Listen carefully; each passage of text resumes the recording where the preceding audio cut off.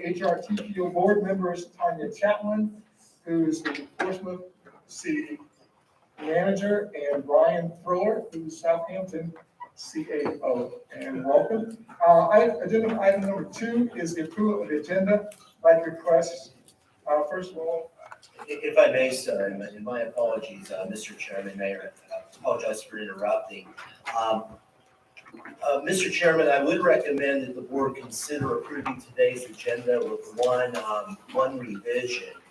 We have been informed by VDOT that agenda item number 21 can be removed from the agenda. And I call on VDOT to see if there's any, ask Mr. Halsey if he could please confirm that that is the case. Good morning. Yes, we request that this amendment be pulled from the agenda today. Very good. So, Mr. Chairman, I recommend approval of the agenda with the removal of item number 21. I'd like to ask for a motion and second to approve the agenda as amended. Second. All in favor, signify by saying aye. Aye. Opposed, nay. Okay, motion carries. Now we're agenda item number 3, which is public comments. Mr. Crum. We've not received any submitted public comments, nor have we heard from anyone that wishes to address the board today. Mr. Chairman, I would just request that we pause and ask if there's anybody who maybe came in late and would like to address the HRTPO board. Seeing none, Mr. Chairman, back to you, sir. Now we're agenda item number 4, which is executive director's report. Yes, thank you, sir. Included in everybody's agenda for today is my monthly executive director's report. I would just like to bring a couple of things to the HRTPO board members' attention. First, I think Mayor Alexander got a great celebration in the city of Norfolk with the arrival of Train 3 to Norfolk, which everybody was really excited about, and for our Newport News partners, the return of Train 2 to Newport News, which means we now have 5 intercity passenger rail trains serving our region. So really exciting celebration just happened on July 12th for both of those. So did want to bring that to everybody's attention. Secondly, did want to note that under my presentation a little later on regional legislative items, we're going to talk a little bit about the I-64 gap and some really exciting things happening with the gap. So, sir, that will be coming under my briefing on potential regional legislative items for us. And then finally, I just want to do a quick introduction of a new staff person. Matt, would you mind coming around the camera, please? So that's okay. You won't need a microphone for now. Just right there. So this is Matthew Klepeyes. I want to introduce Matthew Klepeyes, who is our new communications person for both the TPO and the PBC. Matt's on his 3rd day with us. He comes to us from time that he spent doing public relations for the Virginia Aquarium. He then spent some time up at Busch Gardens doing similar work for them, and then for our military partners, work with our military. So really, really excited to have Matt join us. So thank you, Matt.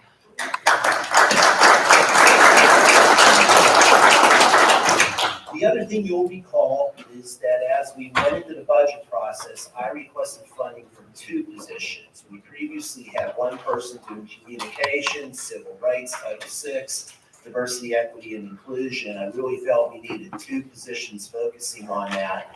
Really excited. We're in the process of recruiting for our diversity, equity, and inclusion person who will focus on Title VI and civil rights, and should have news for you on that at your October meeting. So really looking forward to having both of those positions added to the team. So Mr. Chairman, back to you, sir. Thank you. Then we're going to do our updates. Agenda item number 5 is Commonwealth Transportation Board. Yes, good morning, everyone. Yesterday, about this time, the CTP on approving the HREL, which is the I-64 in Hampton improvement, $314 million project, and that has been approved and not to be slowed down. VDOT plans to start August 1st with a completion date of December 2026. And I just want to make a special note to our friends at VDOT that did a wonderful job in the bidding process. They were And we're within $1 million of a $314 million bid process. So good job to those people working at VDOT. Thank you. Thank you. Now the VDOT update, Allison. Good morning, Mr. Chairman, everyone on the board. I did have a couple updates for you this morning. You may have noticed those that drove I-64 over the high-rise bridge. The new bridge is open for the westbound movements. We do have 2 lanes open that happened this weekend. So a huge milestone. We're very proud that has taken place. This will allow the contractor to start modifications on the existing high-rise bridge. We're about 50% complete of about 8 miles of the sound wall has been installed. So we're moving forward with that. And we have about 70% of the 10 miles of stormwater pipe has been installed. So we're still moving towards the fixed completion date in December. Thank you. The other update I had, sir, is the I-264 Witch Duck project. The contractor has completed the first of 3 pours for the bridge over the railroad tracks, and final stabilization of all the materials currently taking place. And the Witch Duck interchange is close to being finalized and into its final configuration. So more to come on that here soon. Thank you. Now, I embarrassed myself earlier by associating Barb Nelson with the wrong agency. She's with the Virginia Port Authority. Good morning. Happy to be here. Whichever agency I want to be associated with. The Port of Virginia is very excited to share information that's been in the news that we have finished fiscal year 22 with the best ever year with a moving over 3.7 million units through the port, which is an increase of nearly 15% over last year, which was our best ever year. So we're continuing this trend, and it's happening with the support of our customers who have confidence in the Port of Virginia and the investments that have been made in the Commonwealth's transportation system. It's by our efficiency in our operations and through the support of the communities in Hampton Roads that have supported the port in creating opportunities for jobs and economic development to make this growth possible for the region and the Commonwealth. And so on behalf of the Port of Virginia, we say thank you to everyone in Hampton Roads. Then item number 9 is the transit agency's update, HRT, William Harrell, and the water update, Suzanne Chogin. Good morning, everyone. I'll be brief. We are very proud that just last week we kicked off a very innovative project, which is HRT on-demand pallet program, which is in 2 specific zones, one in Newport News and the other in Virginia Beach. We intend to run this program for 6 months to determine the interest in it. We recognize the fact, and we certainly want to thank the Department of Rail and Public Transportation for the demonstration grant, along with commitments from both Newport News and Virginia Beach.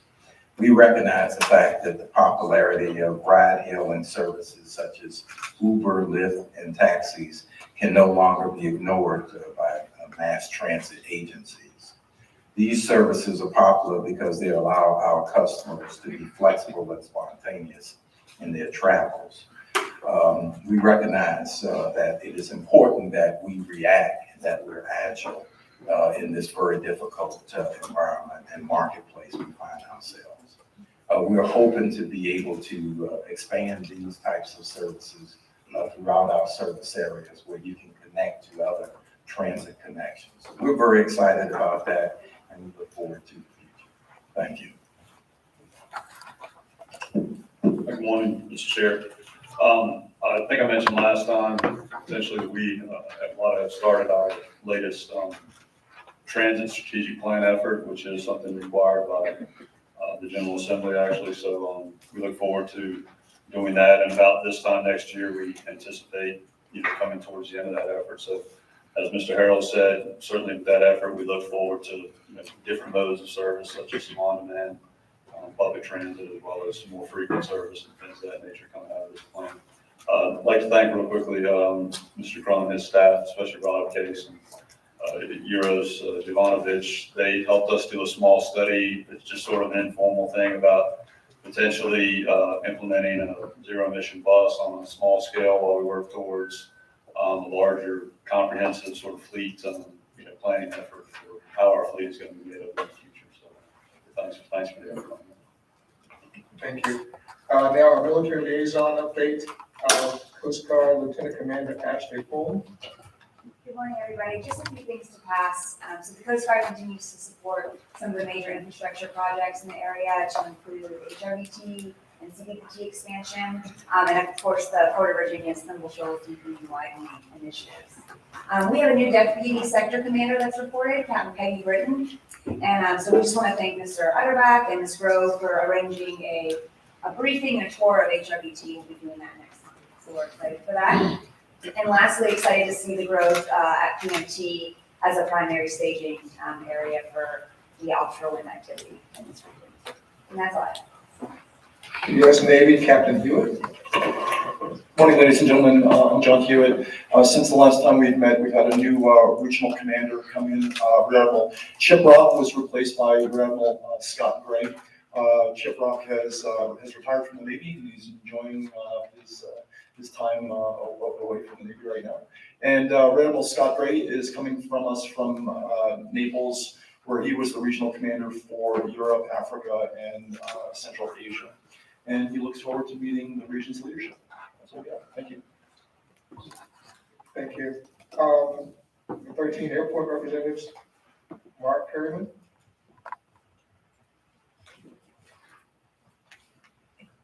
So we'll go to item number 14, which is Executive Director's evaluation. Personnel and Budget Committee has completed its annual evaluation of the Executive Director based on the feedback provided by members of the HRPC and HRTPO boards and their community partners. Based on this performance review, the Personnel and Budget Committee recommends that the HRPC and HRTPO boards approve a 5% salary adjustment for the Executive Director consistent with the budget approved for all agency employees, with an additional 2.5% for deferred compensation. This will be a total of 7.5%. All other provisions, actually, we've increased his compensation for his cell phone allowance from $50 to $100 per month. And so we'd like to ask for a motion and a second to approve the recommendation for the Personnel and Budget Committee. Second. All in favor signify by saying aye. Aye. Opposed, nay. Thank you. That brings us to agenda item number 15, which is the HRTPO bylaws. Thank you, Mr. Chairman. What I'd like to introduce today is a follow-up to our conversation at the May meeting about some proposed revisions to the bylaws of the Hampton Roads Transportation Planning Organization. So just a quick summary of the proposed amendments. The bylaws propose that we move our annual meeting for the HRTPO, which normally happens in October of every year, to January. And the main reason for this adjustment really came from the Personnel and Budget Committee. It would move the annual election of officers, or chair, vice chair, and secretary, to better align with the November election cycle. The concern was that one could be elected as the chair or vice chair or to an officer position in the TPO in October, and then November elections occur, and then you'd have to come back and appoint someone different at the January meeting. So that was the main emphasis for this revision. We took the opportunity, though, to clean up some other things in the bylaws. Through our bylaws, it was very important, we felt, to be gender neutral, to do some revisions that reflected some adjustments we made. For instance, our Citizens Transportation Advisory Committee is now a Community Advisory Committee, and some other what we would deem minor technical revisions. The red line copy of the details is included in your agenda. It was distributed last week. So the process per our bylaws is that the proposed amendments were presented in writing and read for the first time at our regular meeting in May. And then our bylaws say that we put it up for public comment and that we shall not act upon the bylaws until we get to the subsequent meeting that can be held not earlier than 30 days from the first meeting. So that makes today an eligible meeting for you to take action to approve the bylaws. But we do have one minor challenge today, I believe. Our bylaws require that approval of changes to the bylaws, you need more, you gotta do better than a quorum, you need 2/3. The proposal must be adopted by affirmative vote of 2/3 of the entire commission, or in this case, the board. And I'm just gonna pause a moment. Mr. Mahaley, have we met that test? Mr. Chairman, yes, we have. Yes, we have met that test. Sorry, Senator Sproul. Thank you, sir. You said to January, what week in January? That would be, if I may, Mr. Chairman, that would be the third Thursday in January, would be our annual meeting. We always meet on the third Thursday. So you don't want me to be here then, what you trying to say? Don't take it personal. Provided you get elected. I'll be able to. I mean, you are cruel.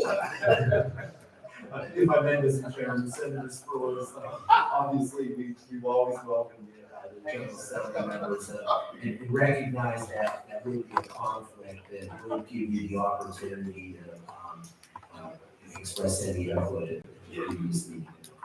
Thank you. So, Mr. Chairman, if the board so desires, you can entertain a motion in the second and a vote to revise our bylaws accordingly. Ask for motion, second, approve the proposed updates to the HRTPO bylaws. Second. Was there first? I'll do the first two. Am I losing control of this meeting? I'll second that. All right, all in favor, aye. Opposed, nay. Was that 2/3 of the folks? Yes, indeed. Okay, good. Thank you.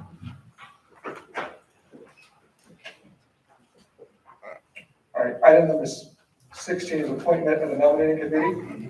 And I guess we have a motion and a second to approve the appointing of HRTPO board members to serve on the HRTPO nominating committee.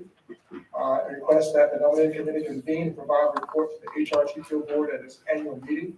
The members will consist of Mayor Kenneth Alexander as the chair, Mayor Rick West, Supervisor John McClendon, Mayor McKinley Price, Supervisor William Gillette, William Harrell, and Chris Hall. And I ask, are there any questions or discussion? Can I ask for a motion in a second? All in favor, aye? Aye. Opposed, nay? Here's item number 17, Mr. Crum. Yes, we're gonna have Dale Smith, from the HRTPO team, provide some background on a couple of amendments to our long-range transportation plan, and then request action by the HRTPO board. Dale? Good morning and thank you. So at our last board meeting back in May, I presented an update to this body about HR tax updated plan of finance that was triggered and moved into our 2045 long-range transportation plan. So I'm here to report back on that along with a couple of other amendments to our plan. So as I stated back in May, our long-range transportation plan is a living document, and one of the core functions as the region's metropolitan planning organization is not only to develop the fiscally constrained long-range transportation plan, but also to maintain it during its 5-year life cycle. So our 2045 LRTP was adopted by this board back in June of 2021. It was previously amended October of last year. So in terms of maintaining our long-range transportation plan, what we do is that we process any amendment requests that come in. We also monitor additional funding opportunities for the region. We monitor our conformity status to make sure that the region is in conformity. And then we also monitor significant changes to revenue that's documented in the long-range transportation plan, and also any significant project cost assumptions that may change. And we do this to make sure that we're ensuring that the LRTP is always fiscally constrained. So as I stated earlier back in May, we did note that HRTPO updated its 2045 long-range plan of finance, which did trigger an amendment to our 2045 LRTP because there were significant changes in cost assumptions. So we worked over the last couple of months with HRTPO and with LEOD staff to ensure that the plan of finance was indeed fiscally constrained, and we are officially amending those changes to our 2045 long-range transportation plan. You can see on this slide, I just have the summary of the amendments. Essentially, that HRTPO updated plan of finance is a total increase of about $1.7 million. Again, we worked with all the relevant staffs to make sure that this is fiscally constrained. I would like to note there are a few differences between what we're noting in the 2045 LRTP than what's in HRTPO's plan of finance. These are differences in open year assumptions, and then also a small amount in maintenance assumptions. Because in the 2045 LRTP, we already have a significant set aside for maintenance, $17 million. So we don't need to list any maintenance assumptions for each project. Another amendment request that we received is in the middle there, 64 Peninsula widening segment 4. And this would be from where we currently end the segment 3 project at Route 199 and extending that to the border to the Union County line. The cost assumption for this project to widen it 1 lane in each direction to match the old road done on the 64 Peninsula is $250 million, assumed over the year of 2028. And this is fiscally constrained with various state funds that has been verified by staff. And then finally, a project in Suffolk for Bridge Road, cost estimate for this one's $12.8 million, assumed opening 2027. And this project is fiscally constrained with a combination of priority transportation funds and serious cyber funds. The two projects, 64 Peninsula widening, segment 4 and Bridge Road, do trigger transportation conformity. So we needed to conduct another regional conformity assessment. These amendments were presented to the Transportation Technical Advisory Committee, and they do recommend for approval. All of these amendments, along with our previous October 2021 amendments, are documented in our amendments report, where we also maintain a current list of projects. We maintain this report on our website. Then, as I said, a couple of our projects do trigger transportation conformity. And transportation conformity is that link between air quality improvements and transportation planning. And essentially, any transportation projects that the region builds, we need to ensure that we're not going to worsen air quality. Hampton Roads has great air quality right now. And we're technically, we are in conformity for air quality standards, but previously, back in 1997, we were not, so we're considered a orphan maintenance area. And as such, we are subjected to substantially streamlined conformity requirements, which basically means we have to consult with stakeholders and the public and ensure fiscal constraint of our plan. So in terms of our conformity process, back in March of this year, this board approved initiation of conformity, and they also approved a resolution granting TTAC the authority to approve our conformity project list. Back in June, we opened a 14-day public review of our draft regional conformity assessment. Earlier this month, we held a TTAC and an inter-consultation, what G stands for, ICG, which oversees our conformity in the region. They approved our conformity project list and our regional conformity assessment. So today, as a part of your agenda, not only are we asking for you to approve the proposed amendments to the LRTP, but also to approve that regional conformity assessment, which is item 12F on your agenda. So looking ahead, tomorrow we're going to have VDOT submit our regional conformity assessment to our federal partners, asking for an expedited review. Normally takes 45 days, but we are hoping for a quicker turnaround. So hopefully in August or September, we can receive a confirmation of finding of conformity for our region.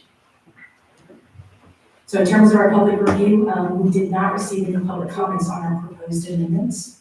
For the regional conformity assessment, we did receive a comment from Federal Transit Administration staff, submitting a comment about enhancing our engagement opportunities, specifically maybe broadening our engagement opportunities to include some virtual participation.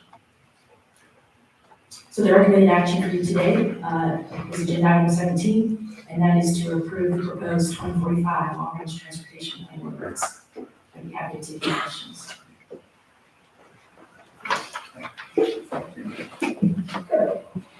Okay, and all of the financing and the planning here, for the committee, can you tell us, did any project fall off the list? Yeah, the projects fell out of the approved 2045 warranty. Any other questions, comments?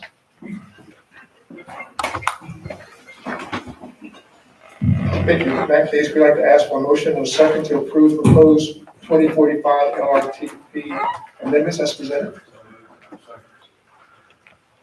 All in favor, signify by saying aye. Aye. Opposed, nay. Motion carries. Agenda item number 18 is HRTPO expansion project update by Joe Cutterback, VDOT. So just as Mr. Utterback makes his way to the podium, Kevin Page from HRTPO, who's in the back of the room, and I had the opportunity to hear a project update as part of community stakeholders on the HRTP, and we just thought there was some exciting progress and news.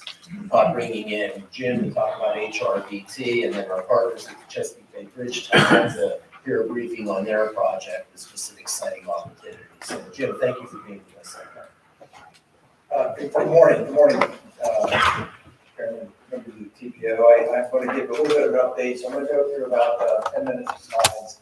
And then we've had a lot of requests for tours. So I've got a video tour. So we'll try to, that's not my full-time job, so I'm going to warn you right now. I'll warn you again in a minute. We're going to go through the project and look at it a little bit different way. Many of you saw the model out in the hallways, so there's a scale model working and how the TBM, Martha was out there to help answer any questions you had about it. We have the picture, as you know, this TBM got here in November. We had a ceremony in early December. There was a naming contest.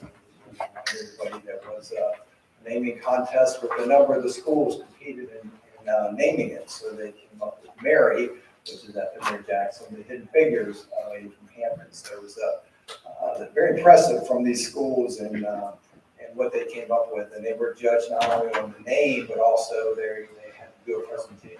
So fascinating. Great job for that. But, the TBM is here again as it came in a number of big pieces that were shipped in on 3 large container ships. And 170 containers are down at the Chesapeake yard right now, and the big components are on the island. I'll show you that in a minute. So the cutter head, tail shield, tail skin, main bearing drive system is on the island. I'll talk about that again in a minute. Right now, project's at a key time, so it is a large civil works project, and Portal is what we're working on, and we're really close to transitioning to autonomous project. So let me just go through things here for a second. Just an overview. So everybody knows a contract was awarded in April of 2019. Notice to proceed was in September 2020. For those that aren't familiar, that was really driven by the permitting process. So one of the largest JPAs the Corps has ever administered on this project, a giant marine works project. So we were able to get the permit in September. We did have limited notice to proceed, so the design and fabrication of the machine started. Some of the early work on the South Island started. So the 2 other milestones is substantial completion, which September 2025, and final completion in November 2025. So those dates are still current.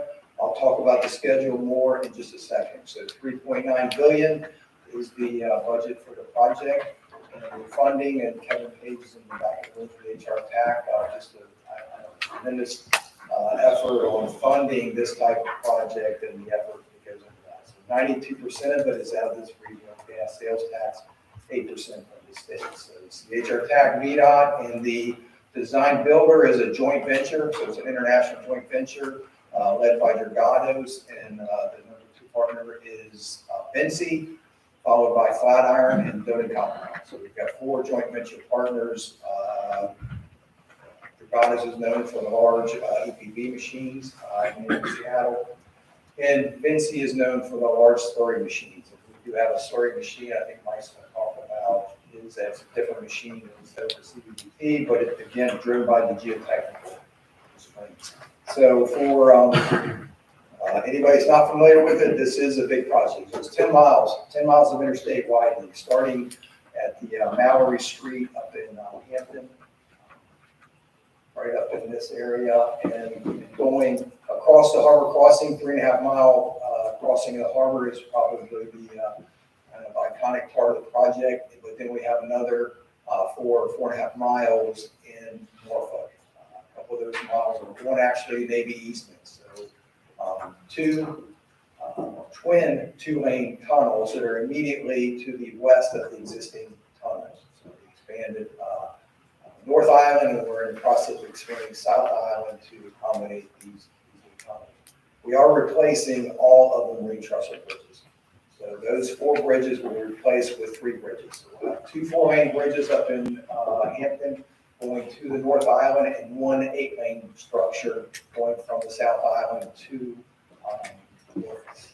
And then we do have 3 other marine bridges. Those are the Green, Willoughby, Bay Avenue, and Moses Creek. So those are structures. The 5th, when we jump back, the 5th bridge is being replaced as Mallory. So the Mallory Street Bridge is going to be a replacement.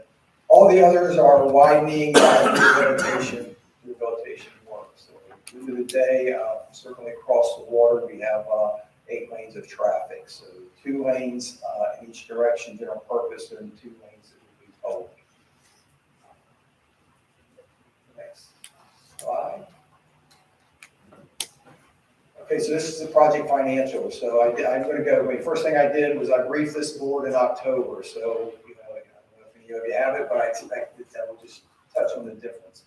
So in October, we had just crested $1 billion in expenditures.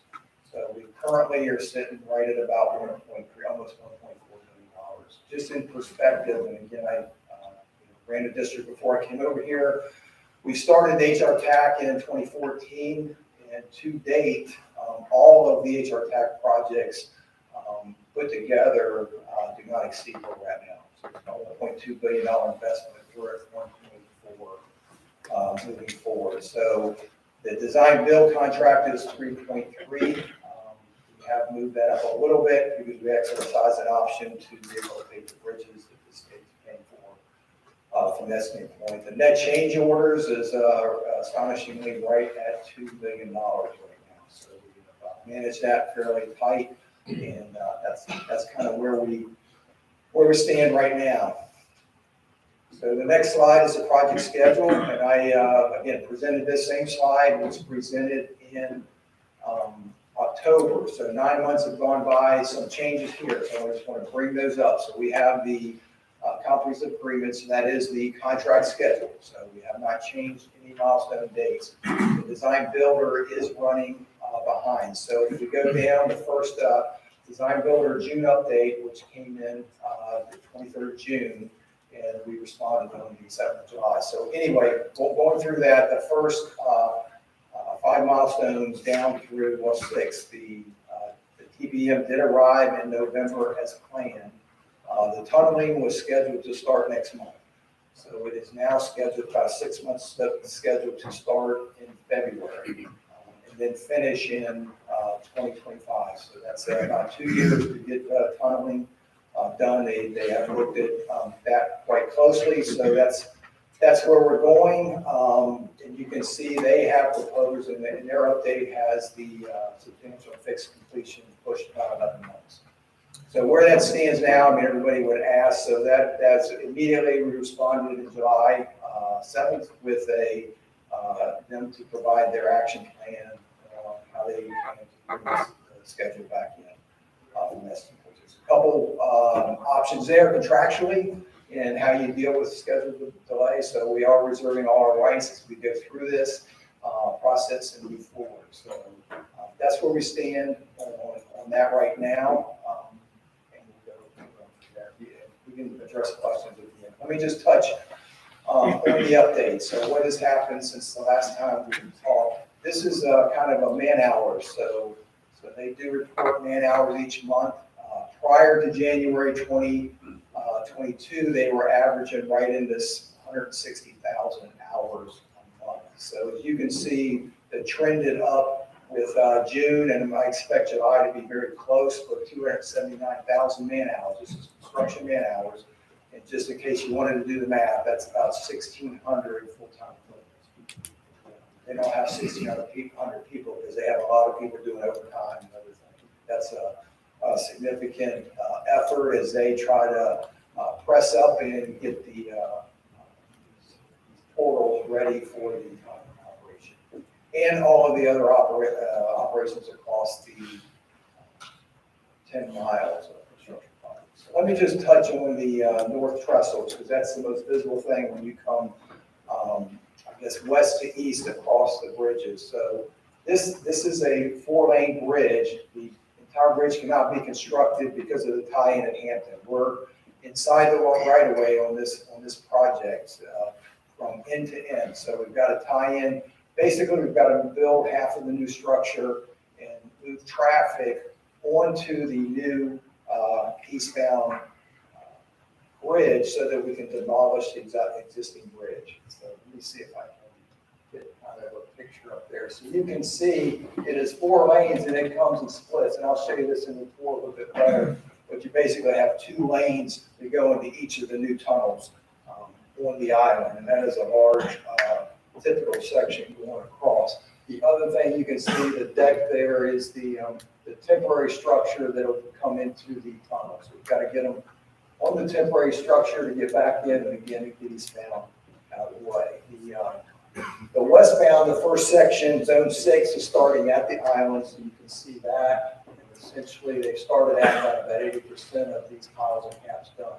But again, they're going to run out of real estate, and you can see they're building between the 2 existing bridges, so this is a slower operation. But what's going to happen is instead of when you come eastbound, you basically Y out. So when you come out of the westbound tunnel, 2 tunnels, so the existing tunnel will turn around, the existing eastbound will go westbound. So the 2 existing tunnels will go westbound, and they will basically come out in a Y and come together in one structure at about the same area as the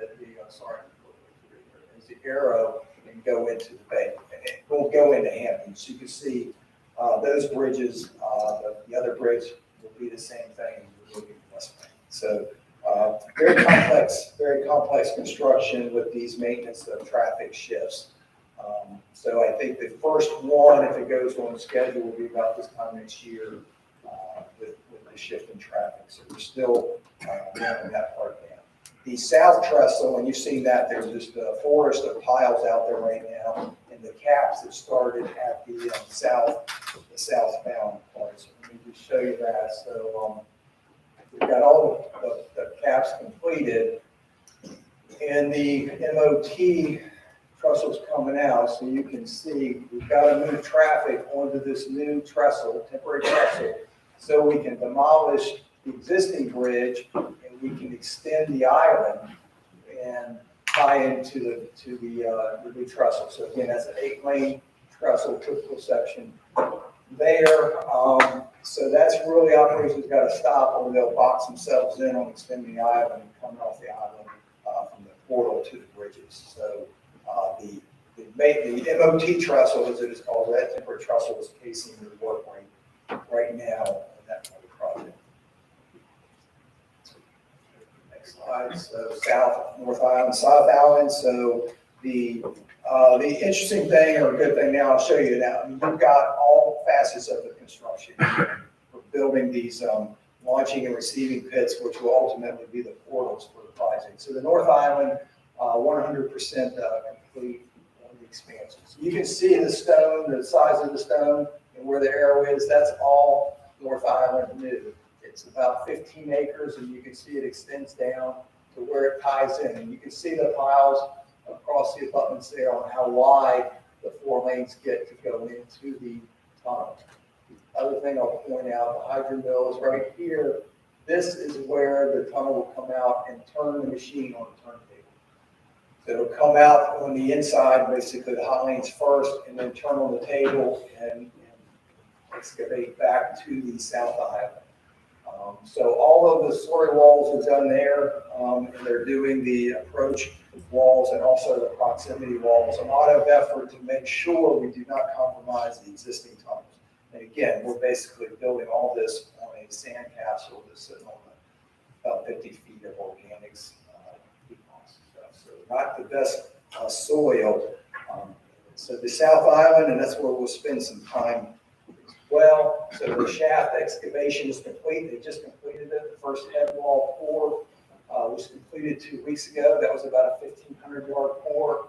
The cell 3, so the first of the 3 cells, that base slab was poured this past weekend. So that was just under 3,600 yards, cubic yards of concrete. From what I can tell, what we know, that is the biggest pour that's ever been done on the BI job. Significant amount. It was planned for 30 hours straight. They started at 2 a.m. Saturday morning and went right at 24 hours. So if you were out there, you probably saw a number of concrete trucks traversing the island. So, and the Tbm assembly is underway. I'll show you a little bit more of that. That's basically an aerial view of the shaft.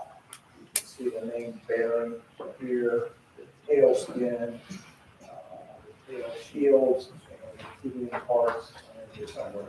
We'll go to that in a few minutes. So work progresses on that part of the job.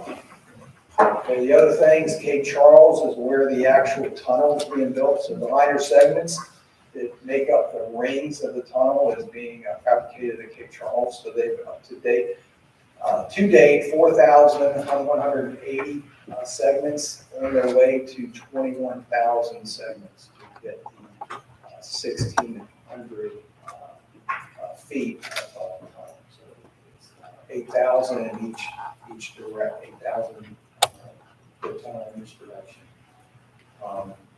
The slurry treatment plant, it has arrived. It came into Norfolk in the last 2 months. I think that was, I'd say that was at least 4 container ships. This is unique to this job. Again, the slurry treatment plant will be here because we have a slurry treatment slurry machine. So we have a slurry machine in the hole doing the tunneling, and then it communicates with this facility here. This is a 3-story facility. It will take up about half of the back of the island.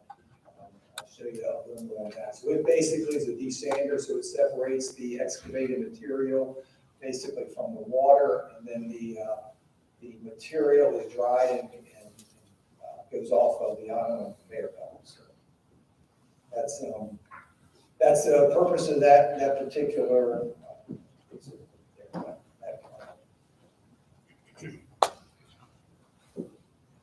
So I'll step through this really quick. So the Malware Street Bridge construction, we've been up through there. The work is in the median. And we got some of the piles in there. So that work is progressing. I think the first stage of construction should be complete by the end of this year. The Norfolk Roadway has a lot going on. So if you hit the Norfolk side, as soon as you hit on land there, there's a large surcharge area there. And as you can see, the super elevation on the structure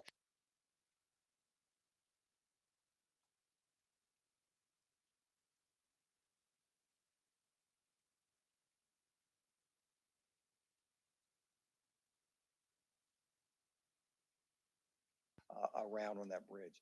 Willoughby Bay, the eastbound substructure work and bridge rehabilitation continue. All of the piles and caps are on Willoughby. You can't see it from the island. So the next operation is the girders or beams, if you will, and start the decking operation. Bay and Oast Creek substructure work continues. Same with Evans and Bayview. So all of the and Mason Creek. So all of the bridge work is working right now. Again, 28 bridges across this project that are being widened and rehabilitated.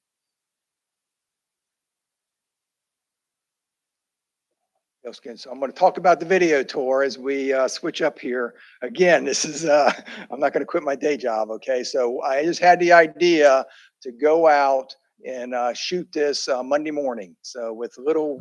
Good morning, TPO. As I said a few minutes ago, it's very difficult to get a lot of people out here and give a tour of the project site. So we thought this morning I'd take you around and give you a little bit of a video of the work that's going on. We're here right now on the South Island at the field office. So we're on a second-story platform that looks out over the South Island so you can see firsthand what's going on.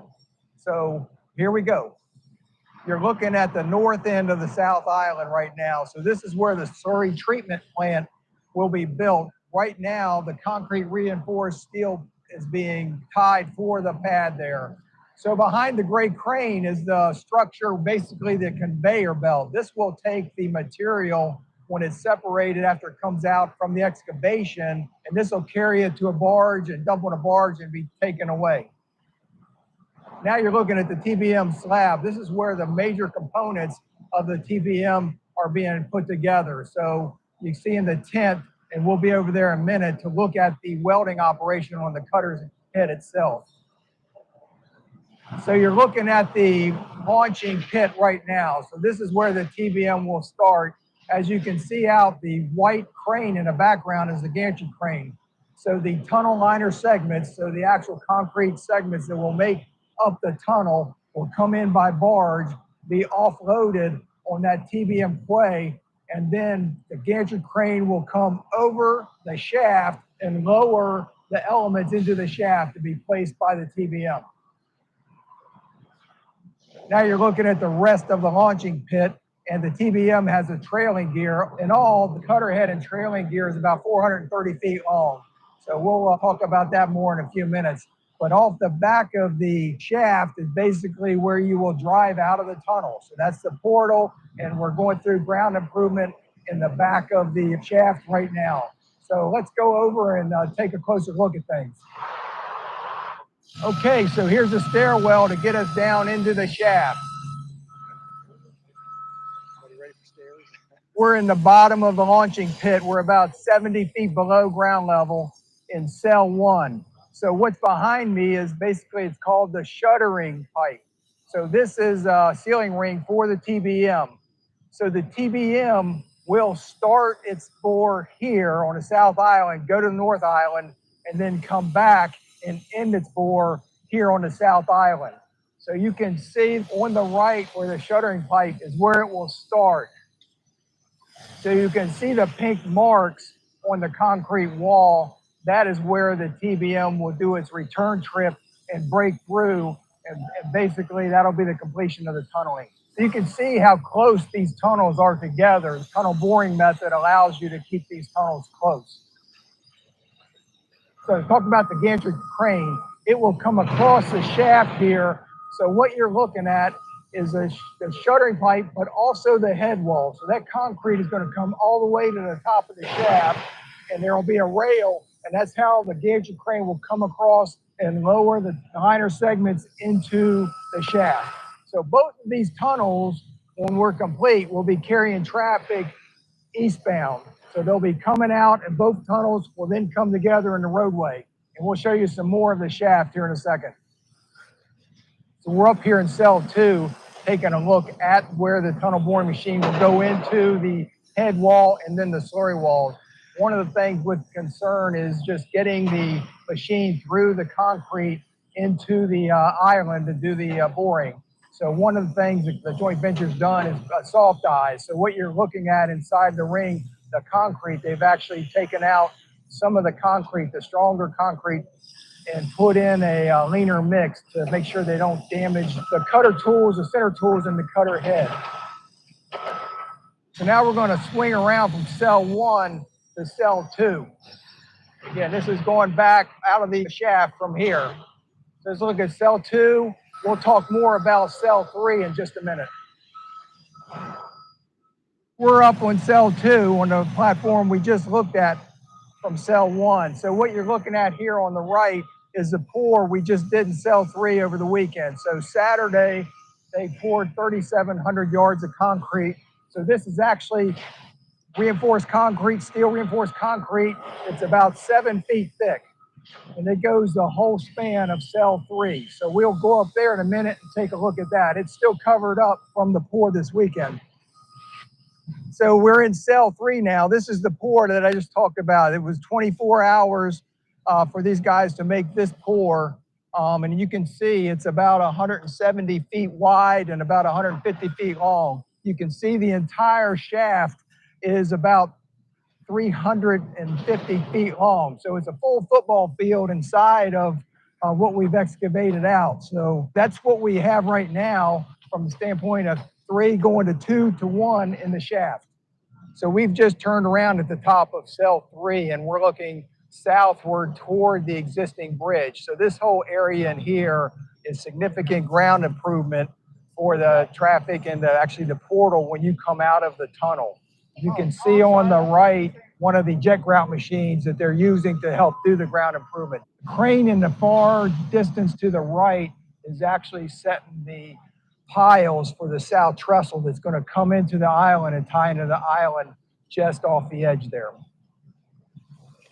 Okay, we're on the TBM quay, which again, I will bring in the concrete segment liners that'll make up the tunnel. Right now, as you can see, it's being used as a staging area for a lot of the steel that's going into the pit. You can see the Gantry Crane that's back behind us that will be the workhorse once we start tunneling. So right now we're outside the tent where they're welding the cutter head of the TBM. And we'll talk more about this in the future, but I just want to kind of stick the camera in here and take a look at this machine. So the cutter head is right now face up. You recognize the green and blue colors of Hampton Roads, and you can see the pieces as they come together. This is a full-time operation that's going for the next 2 to 3 months.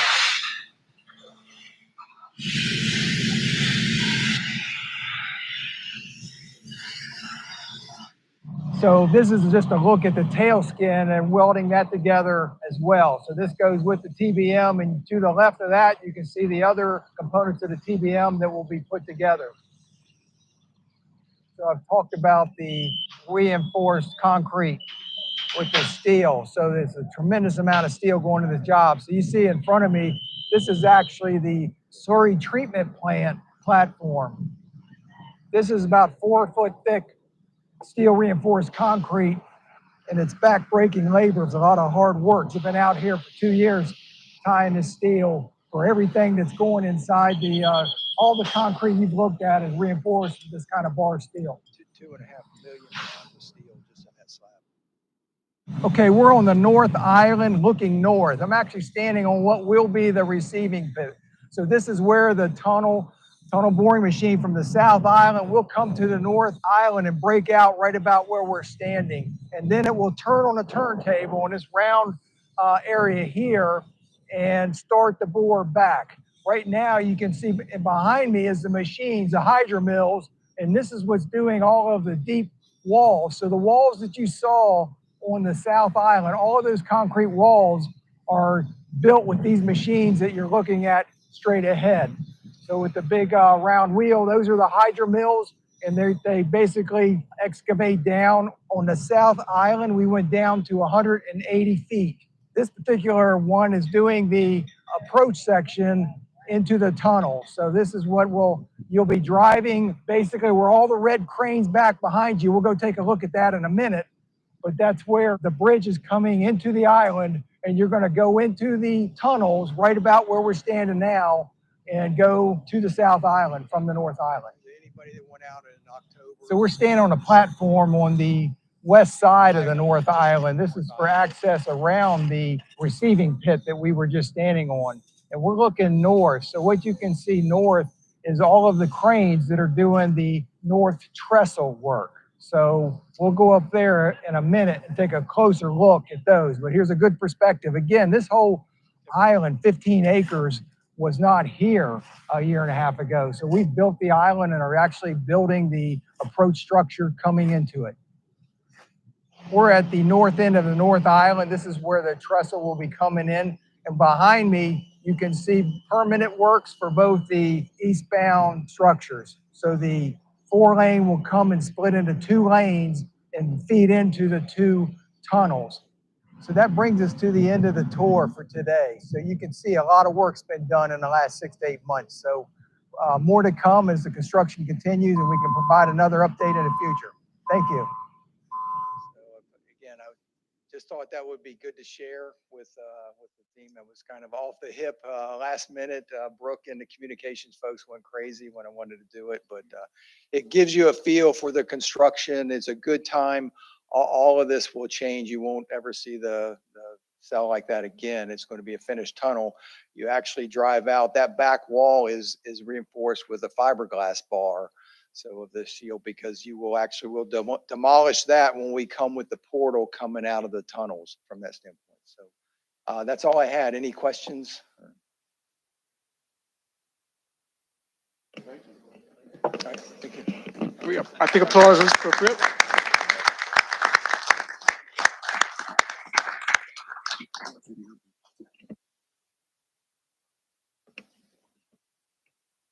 Mr. Utterback, I think you said that that video will be available on the site, on the. Okay. I think it'd be great.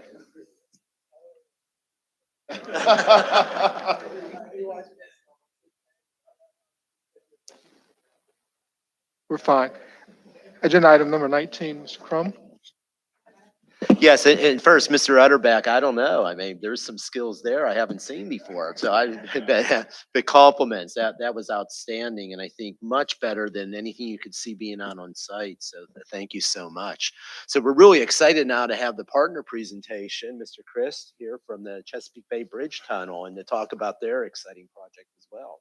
Thank you for being with us. Thank you for having me. I kind of feel like the little brother in the shadow of the big project now, trying to follow Jim's nice site tour there. I was asked to give a quick update on the construction for the project. I'm going to show you some recent pictures of where we are in the progress for the parallel thimble shoal tunnel project, and then I'll also give you a quick update on the Chesapeake tunnel project. So just to reorient you, because it's been a while since we've been here before this body, to brief you. The existing facility is largely 2 lanes northbound, 2 lanes southbound, except for at the tunnels. And inside the tunnels, we actually have contraflow traffic, which is why we're building the parallel tunnel at this time. So we'll have 2 lanes northbound. The new tunnel, when complete, will carry 2 lanes southbound. A quick summary of the project. It's a $756 million design build project. Our tunnel is going to be approximately 6,500 feet portal to portal. The tunnel diameter is about 43 feet. So slightly smaller and slightly shorter than the HRBT tunnels, but very similar in size and construction. Maximum at the midpoint of the channel we cross under, the roadway will be about 134 feet below sea level. Same contractor is working on our project as HRBT, Dragados, in a joint venture with Schiavone out of New York. A quick overview for those that haven't been out there in a while. This is an aerial picture. One island is on the left side. That's where the restaurant used to be in the fishing pier. And then what we call 2 Island is on the north side or the right side of this picture. When we take and overlay the project construction, what they're doing is building from the 1 island on the left side to the 2nd island on the right side. When we break down our project, we have what we want to consider is 3 primary components. The civil works, which is the island construction, then the engineered berms, which has been the longest lead item for us, and you see those highlighted in the picture here. Make this work. The engineered berm is where we're expanding our islands, and unlike HRBT, where it's surface land, our expansion is almost all entirely underwater. But they have to build that berm, otherwise the TBM would actually be in the bay. So they have to build an artificial part of the island to tunnel through. So if we look at that marine construction, this is a cross section of that portion of the island. So if you look here on the north end of the island, as the tunnel boring machine will depart the island, we would have almost no coverage over the tunnel. It will actually be buoyant at that point, so it would come up to the surface, which obviously wouldn't be good for construction. So what the contractor did is they came up with what we've called the engineered berm. So they're going to come in and place artificial fill, largely sand with some cement in it, and then larger and larger rock until they get to the surface and place 25-ton boulders to provide us protection against waves and hurricanes. One of the interesting design components here was actually ship forces, which was one of the first times this particular contractor has encountered ship forces on a tunnel. The berm is designed to stop a ship from leaving the channel and actually impacting the tunnel as it goes through this area. So if we look at that in a little bit more of a graphical format, the picture here shows the existing tunnel, the immersed tube tunnel covered by rock, again, for protection from waves and erosion. And the new berm will be constructed adjacent to it, and again, out of sand, and then larger and larger layers of rock to protect that. So this is the construction that's currently underway. And if we look at some construction photos, this picture was taken about 5 weeks ago. And you'll see on the lower right is a rock barge that's placing scour rock apron around the extreme north end of that berm. The dock or the pier with all the cranes on it is a temporary structure that they're using to install their sheet pile wall. And then they actually have to remove some of the existing armor stones before they can build the berm. So if we zoom in a little bit, you can see where the tunnel boring machine will eventually go right between the wall on the left. The wall on the left and the pier on the right is exactly where the tunnel boring machine will progress as it moves to the second island. So this marine construction work is the critical path for our project. They've got about 9 more months to finish that berm before we can tunnel through it. So if we move to the island, what we consider the civil construction, again, looking at one island from south facing north, a couple of things I want to point out. Where the workers here have the orange and black systems on the roadway, that's waterproofing that we've placed underneath our roadway slab. So everywhere they're pouring a concrete slab or concrete structure, we've got waterproofing behind it, which is critical to our project being in the middle of the bay. We move to the right or the east side of the island. This sheet pile structure here is what we affectionately call the muck bin. That's where we're going to store the tunnel excavations temporarily until it's removed from the island. Jim talked about some of the conveyors at HRBT. They've actually are building now the conveyor system on top of that structure that's going to remove the material, come back across the roadway in a covered bridge, and then can be deposited into a barge on the west side of the island. So they're building the conveyor systems as we speak. They continue to place concrete slabs. We're about 70% through with the concrete base slabs at this point. And as we move down further into the excavation, you start to see the launching pit, which will eventually become the approach structure for the island. Moving down into that launching pit, you'll see a lot of the yellow or orange pipes there across that. Those are temporary struts. They've actually started removing those struts this week as they've now finished the concrete base slabs. And I have to say, our concrete slab we thought was pretty large at 8 feet thick and 2,500 cubic yards. We couldn't find enough concrete in the neighborhood to pour it in one continuous pour. Now I know where all the trucks were and why we had to do 4 separate pours. So we separated ours out and did it in 4 different pours to get that completed. So this is looking at our head wall, a little bit different structure than HRBT, where there's kind of a peanut cell structure. Ours is more of a box, so we have a flat head wall. And you can see there, while Jim stole all the concrete, we've actually started tunneling. So it's only a foot deep at this point, but we did start tunneling first at CVBT. If I could get that entered into the record, Mr. Holland would appreciate that. So they have put a notch there, very similar to HRBT. They're going to install what we call a seal around that notch. So as the tunnel boring machine starts to excavate through the head wall, it'll prevent any kind of water coming back through that head wall and having any kind of blowout. If you look at the bottom of the picture, you'll see all of the steel reinforcing down there. That's actually now been completed. That concrete pour has been done. And as Jim mentioned, lots and lots of steel in these structures. Most of that bar is 1 3/8 inches in diameter, and it's on 6-inch centers. So very tight reinforced concrete structure. Just another view looking into the launching pit. Prior to pouring the concrete, it was about 70 feet from the top of the wall to the bottom of the excavation. Now that they've finished that, it's about 62 feet, and they're starting to install the jacking frame, which will launch the tunnel boring machine. And that's, excuse me, a view looking back south. As I mentioned, most of those pipes across the opening, the struts, have now been removed, opening that up so they can start installing the tunnel boring machine. And then moving further south, this is looking up the open approach, and you can see again the waterproofing systems being installed underneath the slabs there. And then that moves us to the tunnel construction. Very similar tunnel system to what you've seen at HRBT, slightly different diameter, similar ring configuration. We have 9,900 segments needed for our tunnel. All of those segments have been completed and are stored down at the yard in Chesapeake where they were fabricated. Just a view of some of those tunnel segments. One of the unique natures of our project is we have a fiber reinforced tunnel segment. We did that for long-term durability and think it'll benefit the project over the next 100 years. Just a view of the factory down in Chesapeake. As I mentioned, this has been completed.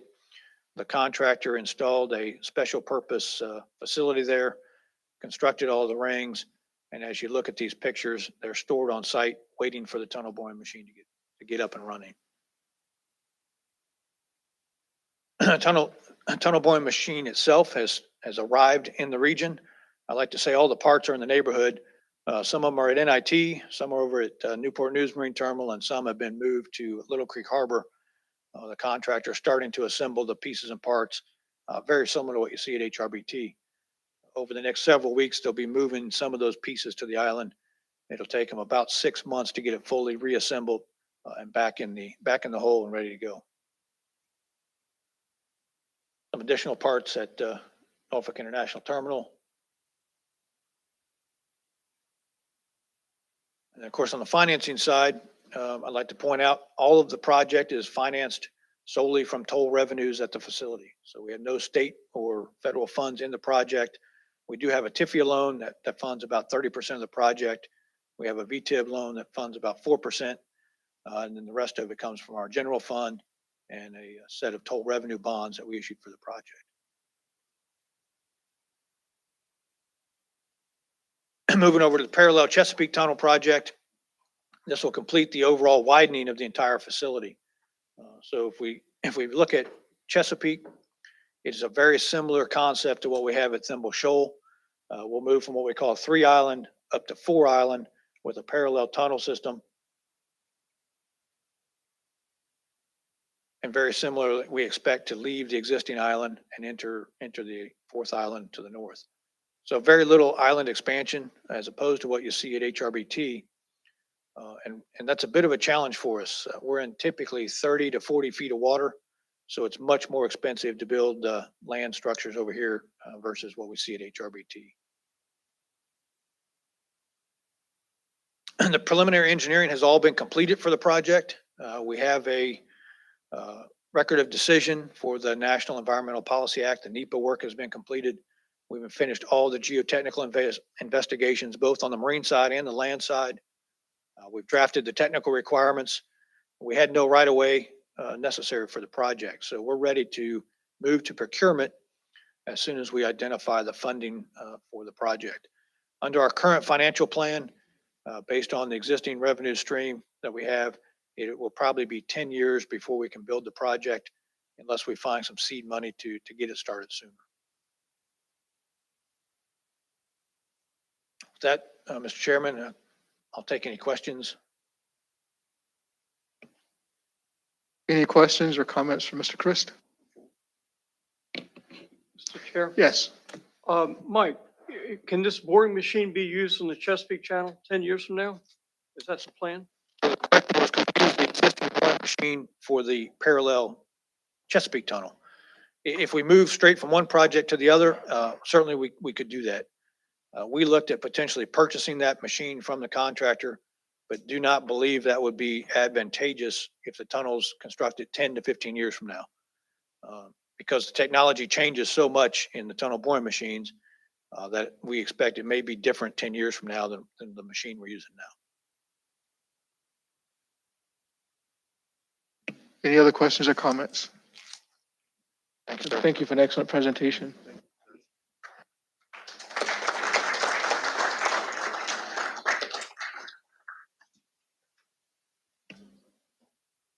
Item number 20 is Mr. Crum.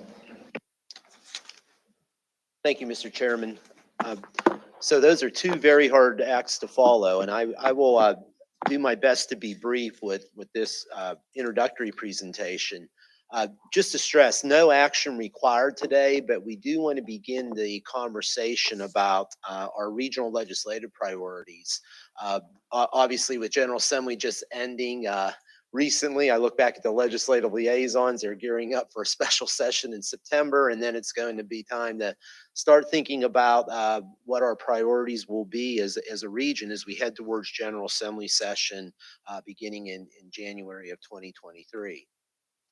So what I'd like to do today is just talk a little bit about our process for how we put together our regional legislative agenda for both the HRTPO and the HRPDC. What we have is a standing regional legislative committee that consists of the following people: your leadership of the PDC, your leadership of the TPO, and also our Chief Administrative Officer Committee. We'll be calling our first meeting this year of that group for August.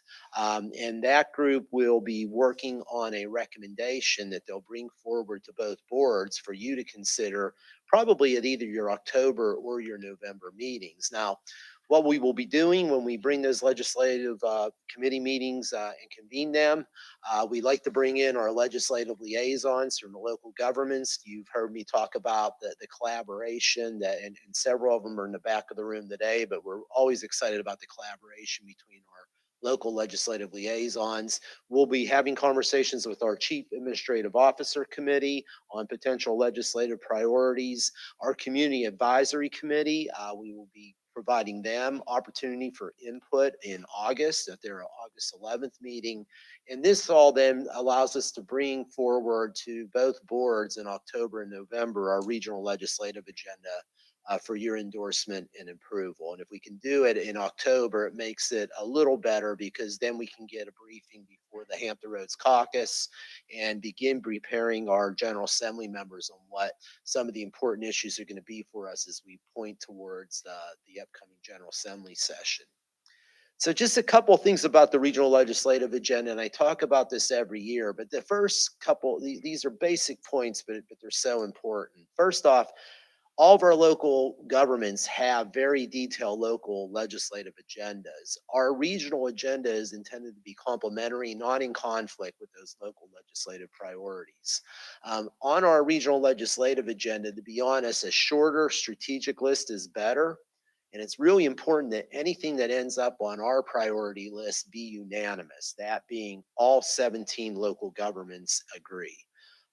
So if it's not unanimous, it really shouldn't be on our regional agenda. And if we can do that, we find that we can come together working with our legislative liaisons and we can make some movement. And as you know, it takes a village, it takes everybody rowing in the right direction. But we think, if you do a recap of the 2022 session, the increased funding for the I-64 gap that came out of the General Assembly, and I'm going to talk about details in a minute on that, certainly something we're really excited about. That was on your regional legislative agenda. The third passenger rail train to Norfolk and the second passenger rail train to Newport News were both on your regional legislative agenda. The other items there: economic development, site readiness funding, increased flexibility for broadband funding through our state body program, conversations around coastal resiliency, and even at the federal level, emergency management, homeland security funding or more PDC items. But Mayor Glover, outside of the General Assembly session, but still part of our regional legislative agenda has been mitigating the impact of the tolls at the Elizabeth River crossing, the ERC. And last December, we were really excited that Mayor Glover hosted the governor and state representatives, and we were able to celebrate the expansion of the low-income toll relief program. Mayor Tuck, I know you were there that morning as well. More work to do there, but that was a positive step forward. We want to keep that momentum moving forward. So that's an example of some of the things that we've seen happen since you approved your regional legislative agenda last year. But what I'd like to dive into a little bit is the I-64 gap. So first off, really exciting news, but I just want to put in context where we've been, where we are, and then what future possibilities might look like. So I think you're all aware that the first three phases, the first three segments of I-64 have been predominantly funded by this region, right? We have some state money in there, but by and large, HRTPO, they've funded most of those segments 1, 2, and 3 of I-64 to the tune of about $311 million. So as you all know, the gap used to start at Jefferson for my friends in Newport News, right? Well, now the gap starts just west of Williamsburg, right? So what we have left is we have a 29-mile gap that goes from exit 234 just west of Williamsburg to exit 205, which is just this side of 295 near Richmond. Only 9 of those 29 miles are in the Hampton Roads region. Earlier today, following Ms. Stiff's presentation, you just added segment 4, which are those 9 miles in Hampton Roads, to our fiscally constrained plan. Now, one of the things that we were asking for from the General Assembly was state funding towards the gaps, and so much of it was outside of our region. Really exciting news. When you went into budget negotiations, the Senate had $190 million, the House had $50 million, and everybody was hoping for the best. If you get a chance, please thank Delegate Barry Knight, who obviously did a great job in leading the budget conferees. But what came out of the state budget was an incredibly positive surprise.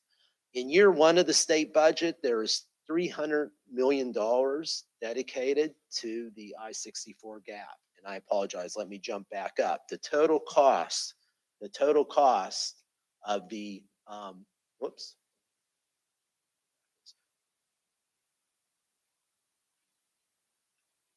the total cost of the 29 miles is $750 million, okay? So starting with that $750 million, let's go down through. Year 1 of the state budget, $300 million dedicated to the I-64 gap, approved in the state budget. Then, if current revenues stay on track at their current rates, in year 2 of the budget is another $150 million. That gets us to 450 of the 750 million. In addition, we spent a lot of time working with our VDOT partners, and I want to thank our VDOT partners because we submitted a federal funding request for another $150 million for the I-64 gap. That brings us to $600 million. And our friends in Richmond, the Central Virginia Transportation Authority, have taken action to contribute $100 million to the gap. So that puts us at $700 million of revenue, right? So we have a little bit of a gap there, 750 versus 700 million. You know that Secretary Miller was before you at our last meeting asking for some consideration. We do have a little bit of RSTP money that we could think about. You as a board have not traditionally, you have a policy that not commit substantial amounts of RSTP money to interstate projects, but it does perhaps present us an opportunity for conversation and discussion over the next 5 months to think about. But the good news is we're incredibly close on the I-64 gap. And you know, the news is so much better than it was just a year ago when we were standing here trying to think about how we would be able to do this. So really, really excited about the I-64 gap. But certainly we want to keep this on our regional legislative agenda as a really important item and push forward. You know, thank the Senate. The Senate, the House both did a great job of really, you know, filling that funding need that we have here. So we couldn't be more thankful. Yes, sir. Senator Sproul. Thank you, Mr. Chairman. Mr. Chairman, to let you know, Mr. Crump, that we're having a Hampton Roads Caucus meeting on August 11th. It will be at the Chesapeake Lifestyle Center. So as far as your package, if you can get it there. As far as September the 7th, don't come to September the 7th, stay home September the 7th. That's our time to try to love one another, and we don't right now. So if you can come on August 11th, and if you like, put you on the agenda, if you have your package ready. So far, we're all gonna be there. I mean, we have already checked, we're all gonna be there. That'd be a good time for you to bring the package for us on August 11th at 9 o'clock at Lifestyle Center Chesapeake. Let us know if you want to be on the agenda, please. Thank you. And Mr. Chair, Senator Sproul is chair of our Hampton Roads Caucus. I always want to thank you. Just so you're aware, every year when we approve the agenda, the senator staff has already reached out to me. It's on my calendar, sir. And he always provides us the opportunity to share the region's perspectives. So, sir, thank you for your leadership on the caucus. So if I may just very quickly, I believe our focus for transportation, and I'm just going to present 3 items. This isn't for your approval today. It's to start, have you think about other items that you want to have. But obviously from a transportation standpoint, we want to push forward for full funding for the 29-mile I-64 gap.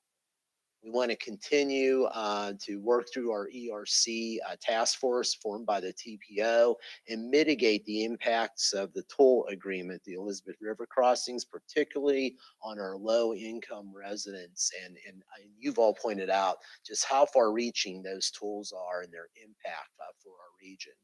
And while we're really, really excited about the additional trains to Hampton Roads, we want to continue to work with our Department of Rail and Public Transportation partners.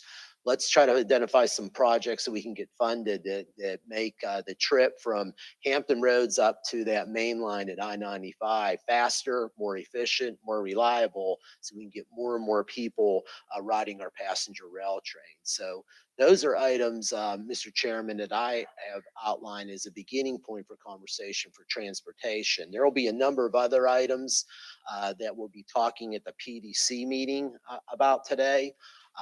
One, I do want to bring to everybody's attention, and Mayor Price, I just thought this is important to mention from a transportation perspective, as well as talking about this at the PDC. State support for Jefferson Laboratory. Jefferson Laboratory is in a federal competition for the quote unquote supercomputer, which could really be a really important addition for our entire region in terms of job creation. Could be transformational. Mayor, I know we've talked a lot about Denby interchange and other things that are important for that. I just wanted to raise that from a transportation standpoint too. But that's one of the things that we'll be talking about at the Planning District Commission meeting today, as well as a number of other things. So, Mr. Chairman, just very quickly, I'm just introducing this today. Do you support these initial ideas? Are there other topics that we haven't thought about? This is the start of the process, and after we go through our various committees, we'll be back to you in October and November. So, sir, I'll turn it back over to you with those questions. Any thoughts or comments about what's been presented today? I had a question. Yes, Mr. Shepherd. Hey, Bob, so we're in that 9 miles. Where's the money for that 9 miles buried in it, that 700 million? So for the 9 miles, we have correspondence that's included in your agenda from Commissioner Britch indicating that VDOT believes, that the state believes that within the planning horizon of our long range plan, that there will be state funding reasonably available. So what it would, yes, sir. So what we're looking at, Mr. Shepherd, is the state funding at play right now is that 450 I mentioned. And obviously we are is part of our legislative priorities, certainly would like to see that 9 miles receive.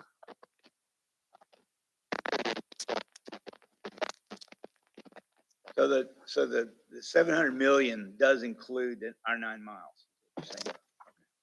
And that's news we couldn't share a year ago with you, right? Or we didn't, what I'm saying is we weren't that far. So the progress that's been made is really quite exciting.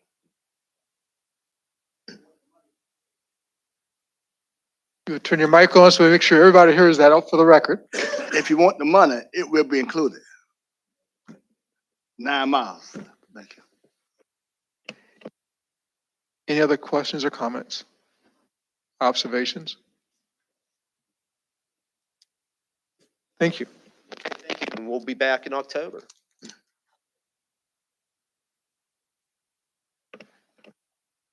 Mr. Crum will ask you to introduce the next remaining items. Yes, we have our consent agenda before you today, which you can see outlined under agenda item number 22. A series of tip amendments are included as well that you can see listed by locality. So, Mr. Chairman, I would ask that the TPO board consider action to approve that consent agenda. I'd like to ask for a motion, a second. So moved. Second. All in favor, aye. Aye. Opposers, nay. Item 23, Mr. Crum. Yes, you see our HRTPO board 3-month tentative schedule. We do take the month of August off. September, we go back to, in our sequence, will be HR TAC and Harumpa meeting time. So our next HRTPO board meeting will be in October. Item 24 and 25. So from there, you have your minutes of our advisory committee meetings and just some FYI correspondence for the board's information, sir. Other than that, Mr. Chairman, I'd recommend you call for any old or new business. Any old or new business? Hearing none, we are adjourned. And just an FYI, we'll have lunch for everybody over behind our reception.